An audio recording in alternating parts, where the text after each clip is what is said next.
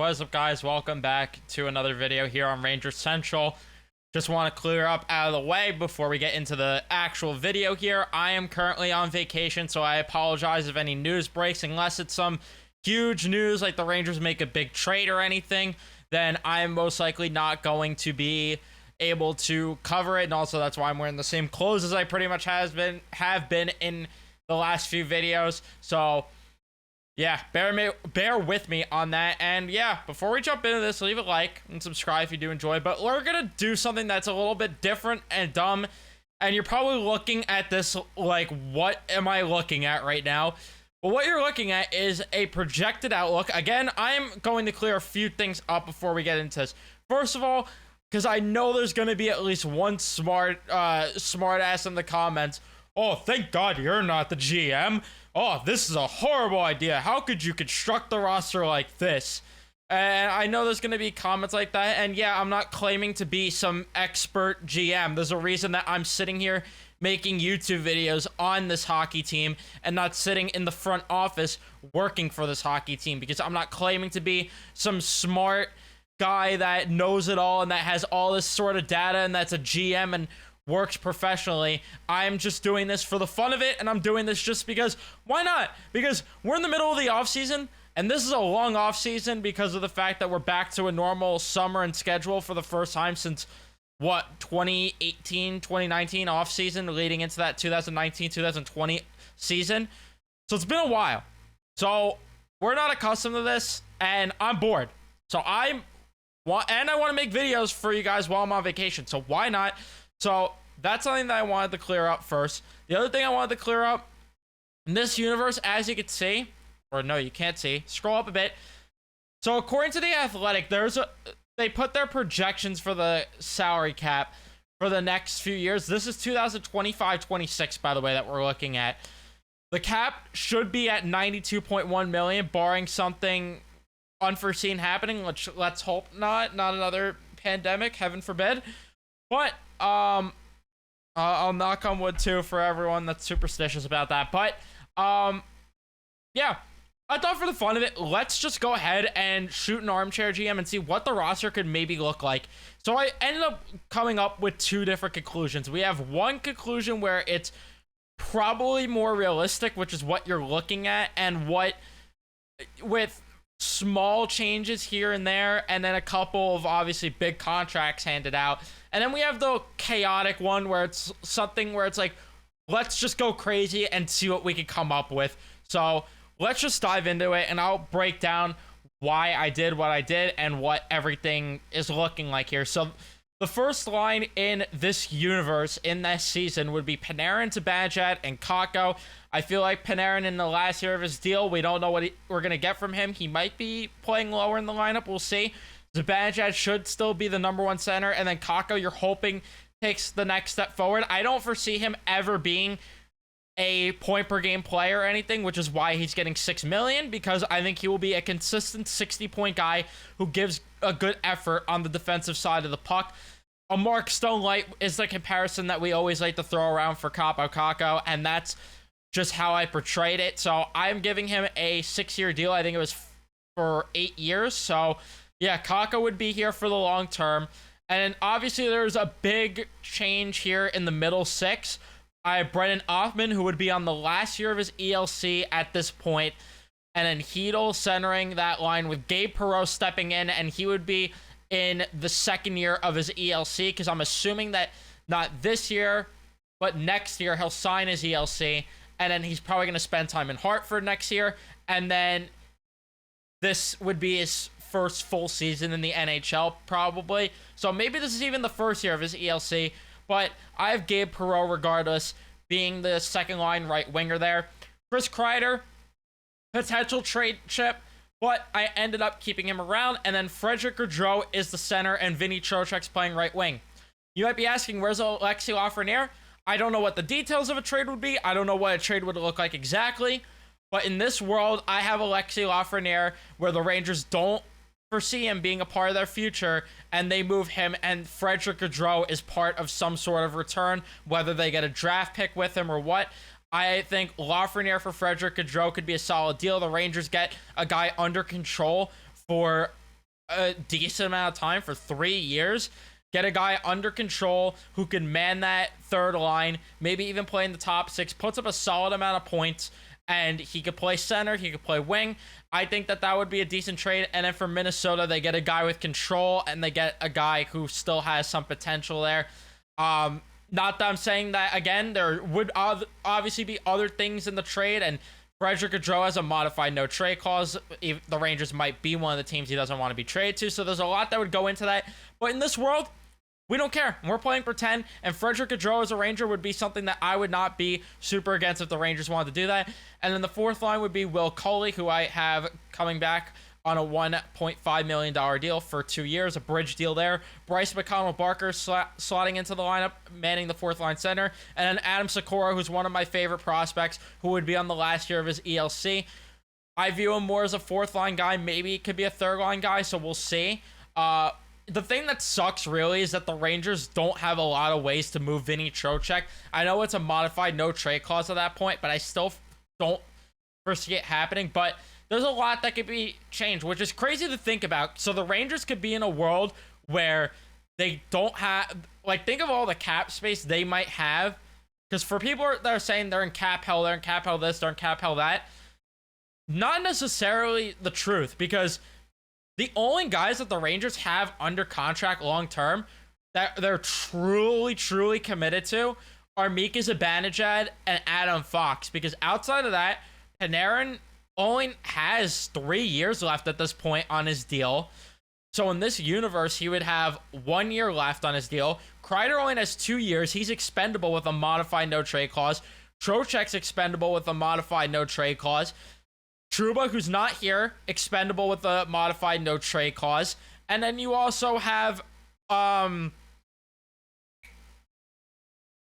Goodrow, who's under a modified no trade clause, who's also expendable. So the Rangers are really truly only committed to a couple guys. So we're sitting in a world where the Rangers are only going to have like $20 million in cap, about that, taken up between Fox and Zibanejad, and then they're basically working with a clean slate in 2 years. Obviously, it won't actually be that way given the extensions that will be handed out in the near future. But regardless, we'll stop rambling. For the defense, you have Keandre Miller and Adam Fox, Ryan Lindgren and Brett Pesce. I went out, by the way, with Miller. He ended up getting his long-term deal, $6 million. He's going to be on the top pair. Lindgren, I extended in this world at 4.2 because the projection's $4.5 million for him for his next extension, so why not meet somewhere in the middle?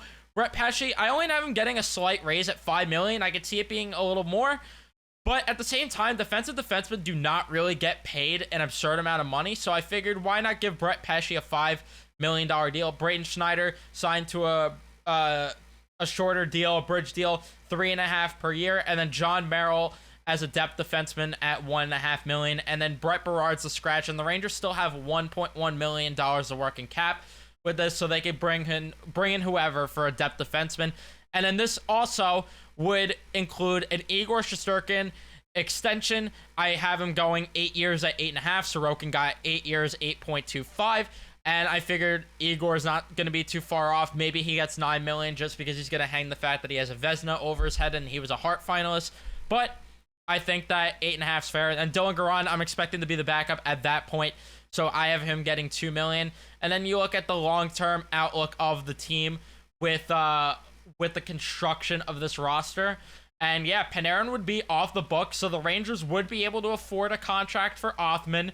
Sikora could get himself a bridge deal at that point. McConnell-Barker could get himself another deal at that point.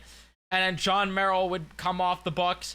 Dylan Garand would be expendable if they wanted to shed some cap there. So the Rangers would be sitting in a very good spot cap-wise for the offseason after. Plus, Kreider would have 1 year left on his deal, so that makes that contract even more movable.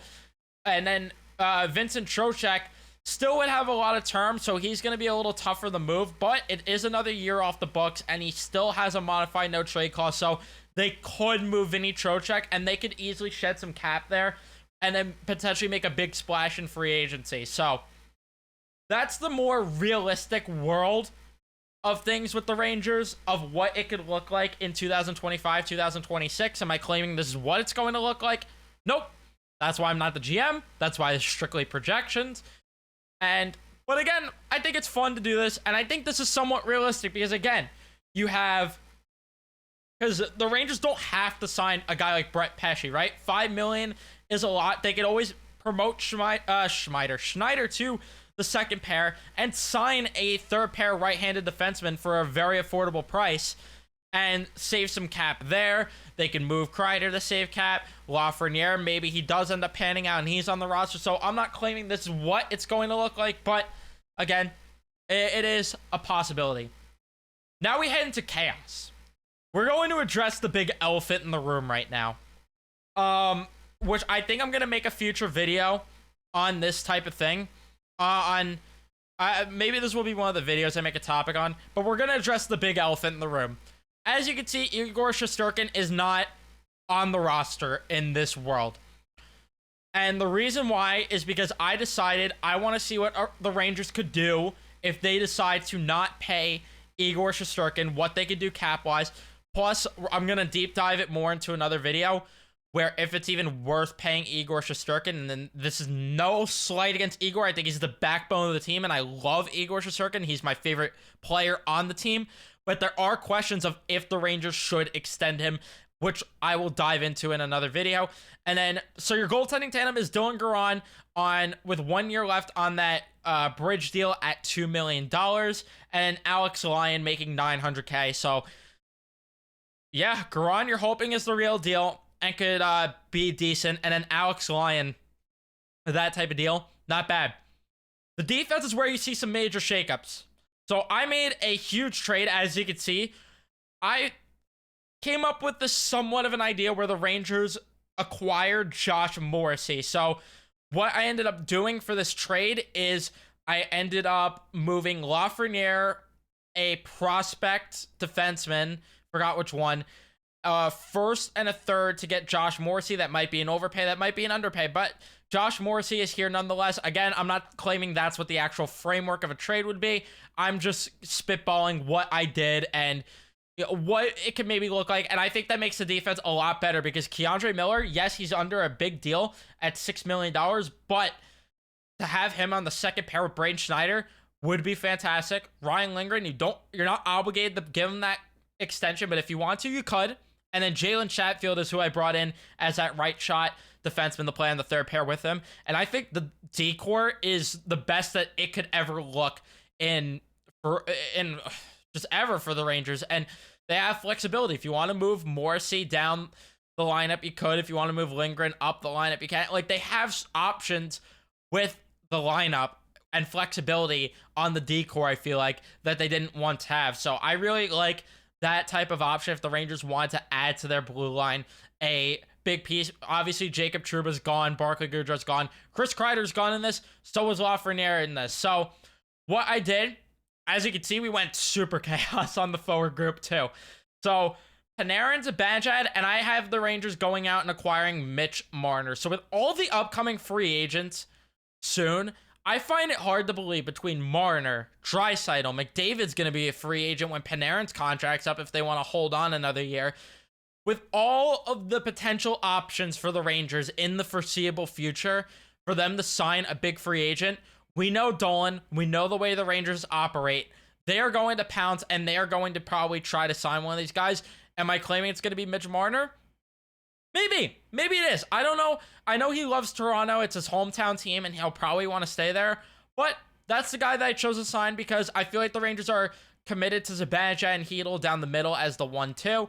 So Marner would make some sense on the right side. Plus, I feel like him with Zibanejad would be, that would be beautiful to watch. And I'm such a huge Mitch Marner fan, which is also part of why I chose to sign Mitch Marner in this, because I just love the way he plays on both ends of the puck. I think he's so elite offensively, and he just brings it defensively too. A guy that is in the Selke conversation year in and year out, despite being a winger too, which is unheard of. So Mitch Marner, although I don't know if I'll say year in and year out, I don't know how many times he's got Selke votes, but I know this past year he did. So Mitch Marner is a guy that I would like. Kakko gave him the same deal. Hedl's still under that sweetheart deal, which is something that's going to really save the Rangers. if there's one thing I think we're going to look back on in a few years, it's that Filipino deal and Chris Drury doing a masterclass of a job with that deal. Because 4.4 for the production Filipino is most likely going to bring to the table for this team is something that we should not undervalue. I think Heedle has the potential, all the potential in the world to be a 50 to 60 point player. And if you're telling me we get that from a guy making $4.4 million a year, sign me the F up. I am there. And then Brennan Othmann playing left wing there in the top six. I think that makes sense because at that point, Othmann, you're hoping, is a top six winger. Sakura, Trocheck, and Perot as the third line. I think that would be a very nice third line. Could chip in offensively and could also do things on the other side of the puck. I know people are going to want Gabe Perot to get top 6 minutes, but hey, it is an option. And then Cully, McConnell, Barker, and then Bukestad as the fourth line. And then Brett Berard, of course, is in the mix. And then Nate Schmidt is another depth defenseman who, at $2 million, I ended up signing him at first, and then I decided to do the Morrissey deal. So you don't even have to have Nate Schmidt, and then that gives you $2 million in cap space to sign 2 scratches if you want to, or maybe make some moves elsewhere and maybe have a luxury fourth liner. So it would give the Rangers some options there if they want to maneuver things and do things differently. So, and then even if Dylan Garand gets a little more money, if Alex Lyon gets a bit more money, Lyon doesn't have to be the backup. I just signed him as the backup to have a backup. But yeah, in terms of the long-term outlook, doesn't look bad either. It's another scenario where, okay, Panarin is coming off the books. Othmann could get his big deal. Sakura again could get a bridge. BMB could get a bridge as well. Ryan Lindgren would be on the last year of his deal in this universe too, so you have some cap flexibility there. Trocheck is another guy you can move, like I mentioned in the other one. And then, yeah, Lyon's coming off the books, which isn't a lot of money, and then Garand would be on the last year of his deal, so it would definitely be a lot of craziness and gymnastics with the cap and the roster, but hey, you know what? I decided let's go crazy. Let's have fun. Let's just throw things at the wall and see what sticks. Again, I'm not claiming to be an expert. I'm not claiming that this is what should happen, what I want to happen. I'm just throwing things at the wall and seeing what sticks and seeing what the Rangers could potentially look like a few years down the road. Let me know how much you guys hate it, how much you guys maybe love it. Let me know what you think about all this in the comment section down below. Again, this is just more of a video that I'm doing for fun because we're in the off season. There's literally nothing else to do. So I just decided, why not? There's not a lot of video ideas for me right now. There's only so much Puck Doku and other grid games that I could play without getting bored of them, to be honest. Even though it switches daily, I kind of get bored of them. I kind of do. So, yeah. Again, let me know. Sound off in the comments. Leave a like if you enjoy and subscribe. I'll see you guys in the next one.